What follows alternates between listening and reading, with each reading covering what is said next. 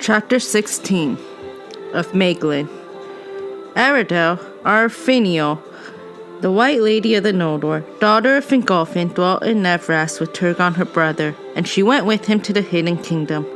But she wearied of the guarded city of Gondolin, desiring ever the longer the more to ride again in the wide lands and to walk in the forests, as had been her wont in Valinor. And when 200 years had passed since Gondolin was full wrought, she spoke to Turgon and asked leave to depart. Turgon was loath to grant this, and long denied her, but at the last he yielded, saying, "Go then, if you will, though it is against my wisdom, and I forebode that will come of it, both to you and to me. But you shall go only to seek Fingon, our brother, and those that are sent with you shall return hither to Gondolin as swiftly as they may." But Aradel said, "I am your sister, not your servant, and beyond your bounds I will go as seems good to me. And if you begrudge me an escort, then I will go alone." Then Turgon answered, "I grudge you nothing that I have. Yet I desire that none shall dwell beyond my walls, who know the way hither.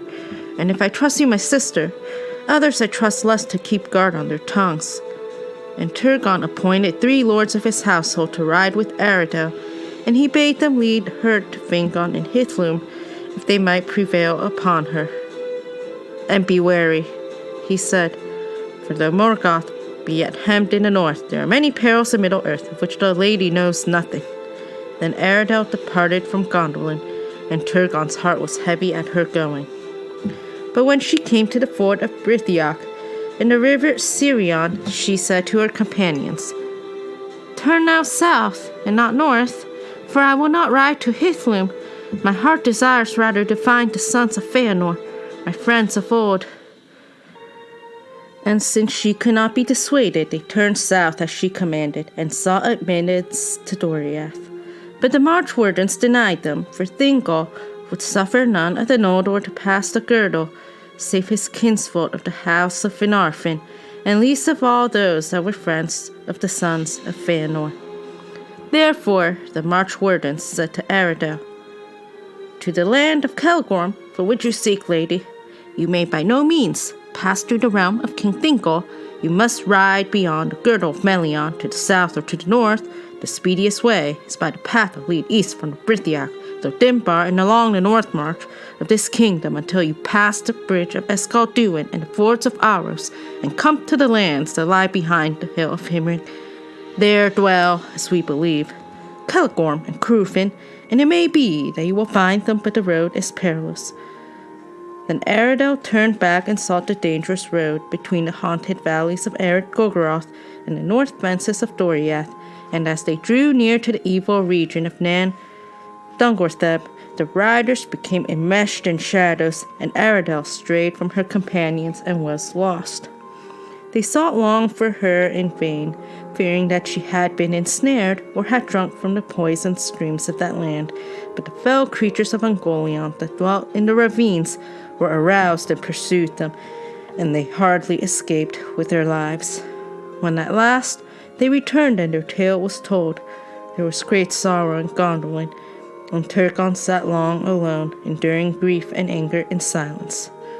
But Aradel, having sought in vain for her companions, rode on, for she was fearless and hardy of heart, as were all the children of Finwë, and she held on her way, and crossing Escalduin and Aros came to the land of Himlad, between Aros and Kelon, where Celgorm and Crufin dwelt in those days, before the breaking of the siege of Angband.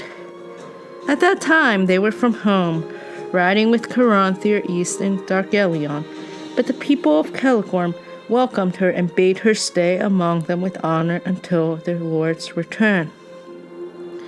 There for a while she was content, and had great joy in wandering free in the woodlands. But as the year lengthened, and Celgorm did not return, she became restless again, and took to riding alone ever further abroad, seeking for new paths and untrodden glades. Thus it chanced in the waning of the year that Aradel came to the south of Himlad, and passed over Kelon, and before she was aware she was enmeshed in Nan Elmoth. In that wood, in ages past, Melion walked in the twilight of Middle-earth when the trees were young, and enchantment lay upon it still. But now the trees of Nan Elmoth were the tallest and darkest in all Beleriand, and there the sun never came, and there Eol dwelt, who was named the Dark Elf. Of old he was of the kin of Thingol, but he was restless and ill at ease in Doriath, and when the girdle of Melion was set about the forested region where he dwelt, he fled thence to Nan Elmoth. There he lived, in deep shadow, loving the night and the twilight under the stars. He shunned the Noldor, holding them to blame for the return of Morgoth to trouble the quiet of Beleriand. But for the dwarves he had more liking than any other of the elven folk of old. From him the dwarves learned much of what passed in the lands of the Eldar. Now the track of the dwarves down from the Blue Mountains followed 2 roads across East Beleriand in a northern way, going towards the fords of Aros, past nigh to Nan Elmoth, and there Eol would meet the Nogrim and hold converse with them. And as their friendship grew, he would at times go and dwell as guest in the deep mansions of Nogrod or Belagost. There he learned much of metalwork, and came to great skill therein, and he devised the metal as hard as the steel of the dwarves, but so malleable that he could make it thin and supple, and yet it remained resistant to all blades and darts. He named it Galvorn, for it was black and shining like jet, and he was clad in it whenever he went abroad. But Eol, though stooped by his smithwork, was no dwarf, but a tall elf of a high kin of the Teleri, noble, though grim of face, and his eyes could see deep into shadows and dark places. And it came to pass that he saw Aradel, Arfinio, as she strayed among the tall trees near the borders of Nan Elmoth, a gleam of white in the dim wind. Very fair she seemed to him, and he desired her, and he set his enchantments about her, so that she could not find the ways out, but drew ever near to his dwelling in the depths of the wood. There were his smithy, and his dim halls, and such servants as he had, silent and secret as their master. And when Aradel, weary with wandering, came at last to his doors, he revealed himself, and he welcomed her, and led her into his house. And there she remained, for Eol took her to wife, and it was long ere any of her kin heard of her again. It is not said that Aradel was wholly unwilling, nor that her life in Nan Elmoth was hateful to her for many years. For though at Eol's command she must shun the sunlight, they wandered far together under the stars or by the light of the sickle moon, where she might fare alone as she would, save that Eol forbade her to seek the sons of Feanor or any others of the Noldor. And Aradel bore to Eol a son in the shadows of Nan Elmoth, and in her heart she gave him a name in the forbidden tongue of the Noldor, Lomion, that signifies child of the twilight, but his father gave him no name until he was 12 years old. Then he called him Maeglin, which is sharp glance, for he perceived that the eyes of his son were more piercing than his own, and his thought could read the secrets of hearts beyond the mist of words. As Maeglin grew to full stature, he resembled in face and form rather his kindred of the Noldor, but in mood and mind he was the son of his father. His words were few save in matters that touched him near, and then his voice had a power to move those that heard him and to overthrow those that withstood him. He was tall and black-haired, his eyes were dark, yet bright and keen as the eyes of the Noldor, and his skin was white. Often he went with Eol to the cities of the dwarves in the east of Ered Lindon, and there he learned eagerly what they would teach, and above all the craft of finding the ores of metals in the mountains. Yet it is said that Maeglin loved his mother better, and if Eol were abroad he would sit long beside her, and listen to all that she could tell him of her kin and their deeds in Eldamar, and of the might and valor of the princes of the house of Fingolfin. All these things he laid to heart, but most of all that which he heard of Turgon, and that he had no heir, for Elenwe, his wife, perished in the crossing of the Helcaraxe, and his daughter, Idril Celebrindo, was his only child. In the telling of these tales, there was awakened in Aradel a desire to see her own kin again, and she marveled that she had grown weary of the light of Gondolin, and the fountains in the sun, and the green sward of Maeglin under the windy skies of spring. Moreover, she was often alone in the shadows when both her son and her husband were away. Of these tales also grew the first quarrels of Maeglin and Eöl.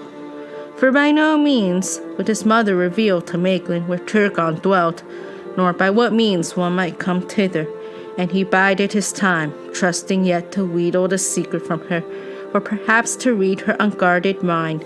But ere that could be done, he desired to look on the Noldor and speak with the sons of Feanor, his kin that dwelt not far away. But when he declared his purpose to Eöl, his father was wrathful. "You are of the house of Eöl, Maeglin, my son," he said, "and not of the Galadrim. All this land is the land of the Teleri, and I will not deal, nor have any son, deal with the slayers of our kin, the invaders and usurpers of our homes. In this you shall obey me, or I will set you in bonds." And Maeglin did not answer, but was cold and silent, and went abroad no more with Eöl, and Eöl mistrusted him. It came to pass that at midsummer the dwarves, as was their custom, bade Eöl to a feast in Nogrod, and he rode away. Now Maeglin and his mother were free for a while to go where they wished, and they rode off into the eaves of the wood, seeking the sunlight, and desire grew hot in Maeglin's heart to leave Nan Elmoth for her. Therefore he said to Aradel, "Lady, let us depart while there is time. What hope is there in this wood for you or for me? Here we are held in bondage, and no profit shall I find here, for I have learned all that my father has to teach, or that the Nogrim will reveal to me. Shall we not seek for Gondolin? You shall be my guide, and I will be your guard." Then Aradel was glad, and looked with pride upon her son, and telling the servants of Eöl that they went to seek the sons of Feanor, they departed and rode away to the north eaves of Nan Elmoth. There they crossed the slender stream of Kellin into the land of Himlat, and rode on to the fords of Aros, and so westward along the fences of Doriath. Now Eöl returned out of the east sooner than Maeglin had foreseen, and found his wife and his son but 2 days gone, and so great was his anger that he followed after them even by the light of day. As he entered the Himlat, he mastered his wrath and went warily, remembering his danger, for Celegorm and Crúfin were mighty lords who loved Eöl not at all, and Crúfin moreover was of perilous mood. But the scouts of Aglon had marked the riding of Maeglin and Aradel to the fords of Aros, and Crúfin, perceiving that strange deeds were afoot, came south from the pass, and encamped near the fords. And before Eöl had ridden far across the Himlat, he was waylaid by the riders of Crúfin, and taken to their lord. Then Crúfin said to Eöl, "What errand have you, dark elf, in my lands? An urgent matter, perhaps, that keeps one so sunshine broad by day?" And Eöl, knowing his peril, restrained the bitter words that arose in his mind. "I have learned, Lord Crúfin," he said, "that my son and my wife, the White Lady of Gondolin, have ridden to visit you while I was from home, and it seemed to me fitting that I should join them on this errand." Then Crúfin laughed at Eöl, and he said, "They might have found their welcome here less warm than they hoped had you accompanied them, but it is no matter, for that was not their errand. It is not 2 days since they passed over the Arsiak, and thence rode swiftly westward. It seems that you would deceive me, unless indeed you yourself have been deceived." And Eöl answered, "Then, Lord, perhaps you will give me leave to go and discover the truth of this matter." "You have my leave, but not my love," said Crúfin. "The sooner you depart from my land, the better it would please me." Then Eöl mounted his horse, saying, "It is good, Lord Crúfin, to find a kinsman thus kindly in need. I will remember it when I return." Then Crúfin looked darkly upon Eöl. "Do not flaunt the title of your wife before me," he said, For those who steal the daughters of the Noldor and wed them without gift or leave do not gain kinship with their kin. I have given you leave to go. Take it, and be gone. By the laws of the Eldar, I may not slay you at this time. In this council I add, return now to your dwelling in the darkness of Nan Elmoth, for my heart warns me that if you now pursue those who love you no more, never will you return thither. Then Eöl rode off in haste, and he was filled with hatred of all the Noldor, for he perceived now that Maeglin and Arundel were fleeing to Gondolin. And driven by anger and the shame of his humiliation, he crossed the fords of Aros and rode hard upon the way that they had gone before. But though they knew not that he followed them, and he had the swiftest steed, he came never in sight of them until they reached the Brithiach and abandoned their horses.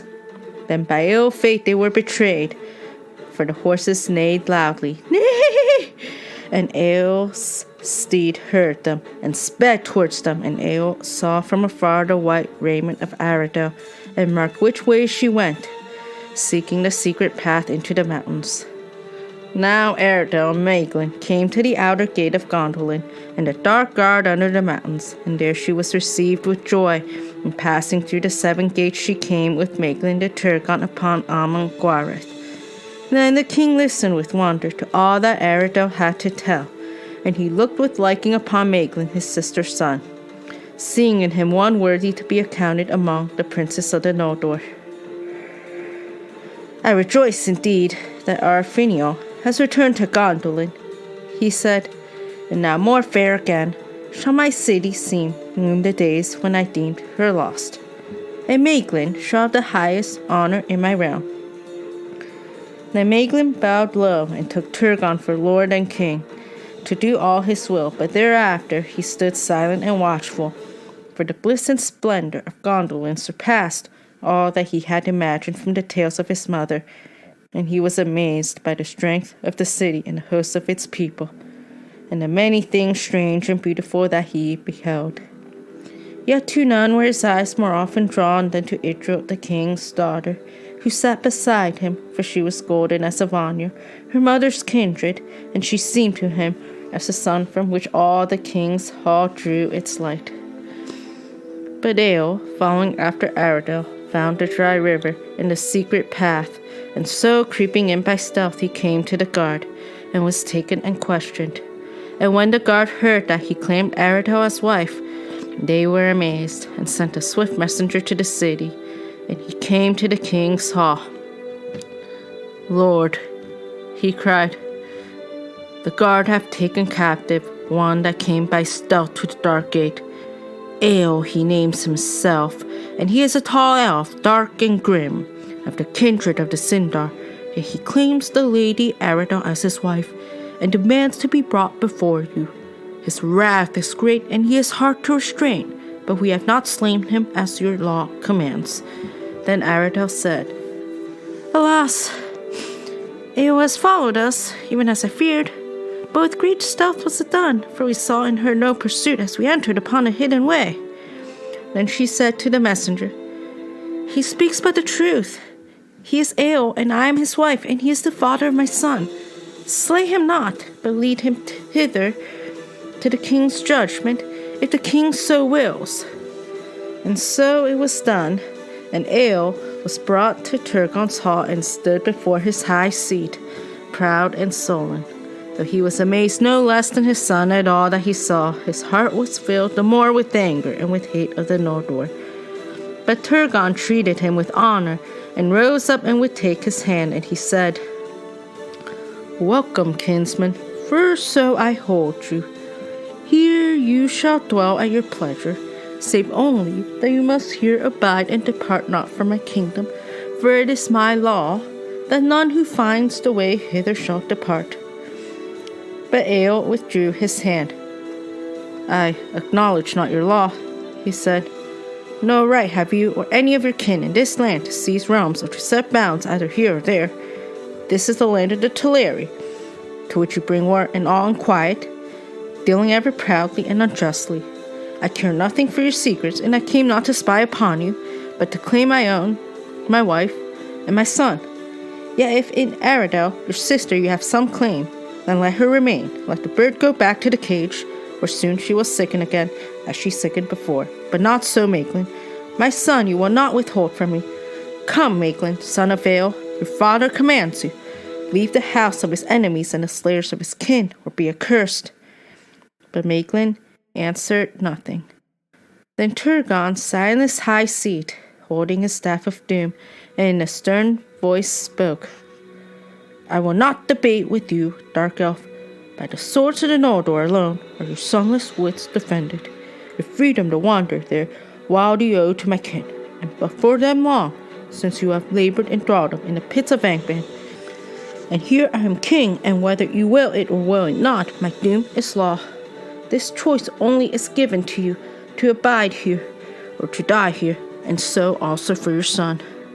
Then Eöl looked into the eyes of King Turgon, and he was not daunted, but stood long without word or movement, while still silence fell upon the hall, and Aradel was afraid, knowing that he was perilous.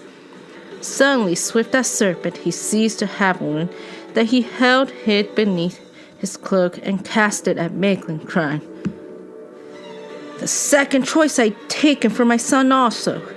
You shall not hold what is mine. But Aradel sprang before the dart, and it smote her in the shoulder, and Eöl was overborne by many and set in bonds and led away, while others tended Aradel. But Maeglin, looking upon his father, was silent. It was appointed that Eöl should be brought on the next day to the king's judgment, and Aradel and Idril moved Turgon to mercy. But in the evening Aradel sickened, though the wound had seemed little, and she fell into the darkness, and in the night she died, for the point of the javelin was poisoned, though none knew it until too late. Therefore, when Eöl was brought before Turgon, he found no mercy, and they led him forth to the Carador, a precipice of black rock upon the north side of the hill of Gondolin, there to cast him down from the sheer walls of the city. And Maeglin stood by and said nothing, but at the last Eöl cried out, So you forsake your father and his kin, ill-gotten son. Here shall you fail of all your hopes, and here may you yet die the same death as I. Then they cast Eöl over the Carador, and so he ended, and to all in Gondolin it seemed just, but Idril was troubled, and from that day she mistrusted her kinsman. But Maeglin prospered and grew great among the Gondolindrim, praised by all and high in the favor of Turgon, for if he would learn eagerly and swiftly all that he might, he had much also to teach.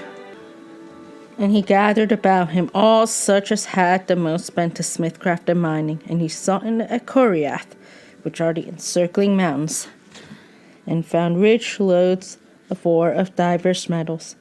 Most he prized the hard iron of the mine of Angabar in the north of the Echoriath, and thence he got a wealth of forged metal and of steel, so that the arms of the Gondolindrim were made ever stronger and more keen, and that stood them in good stead in the days to come. Wise in counsel was Maeglin, and wary, and yet hardy and valiant at need. And that was seen in after days, for when in the dread year of the Nerniath, Aronediad, Turgon opened his leaguer and marched forth to the help of Fingon in the north, Maeglin would not remain in Gondolin as regent of the king, but went to the war and fought beside Turgon, and proved fell and fearless in battle. Thus all seemed well with the fortunes of Maeglin, who had risen to be mighty among the princes of the Noldor, and greatest save one in the most renowned of the realms. Yet he did not reveal his heart, and though not all things went as he would, he endured it in silence, hiding his mind so that few could read it, unless it were Idril Celebrimbor. For from his first days in Gondolin he had borne a grief, ever worsening, that robbed him of all joy. He loved the beauty of Idril, and desired her without hope. The Eldar wedded not with kin so near, nor ever before had they desired to do so. And however that might be, Idril loved Maeglin not at all, and knowing his thought of her, she loved him the less. For it seemed to her a thing strange and crooked in him, as indeed the Eldar ever since have deemed it.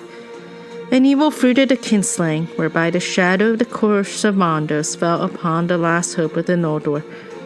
But as the years passed, still Maeglin watched Adriel and waited, and his love turned to darkness in his heart.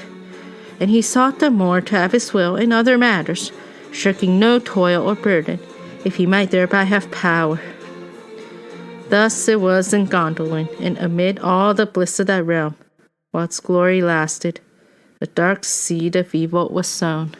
For all those of elven race, even the Vanyar and Ingwe, their lord, must breathe at times.